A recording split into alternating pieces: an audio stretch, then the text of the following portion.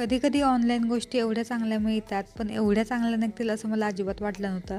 इथे जे माझं कॉर्नरचं रॅक होतं ना, त्याचा हात जो चिकटा होता ना, तो मला खूप दिवस झालं काढायचा होता. कारण याचं जे प्लास्टिकचं हुक होतं ते तुटलं होतं. पण अजिबात निघायचं नाव घेत नव्हतं. एवढा स्ट्राँग जे आहे त्याला अधेसिव्ह होता, की त्याच्यामुळे तो ना निघायचं नावच घेत नव्हता. पण कसंबसं जे आहे त्याला ओरबाडून काढलं आणि त्याच्या जागी दुसरं जे आहे ते हुक मी लावलं. त्यानंतर लगेच स्वयंपाकाला लागले होते आणि बघा स्वयंपाक करता-करता माझं सगळं लक्ष जे आहे ते आशूकडे असतं. कारण आशू काय करतो हे पण मला बघावं लागतं. आशूचं मस्तपैकी खेळणं चालू होतं तेवढ्या वेळात म्हटलं पटकन असा स्वयंपाक करावा.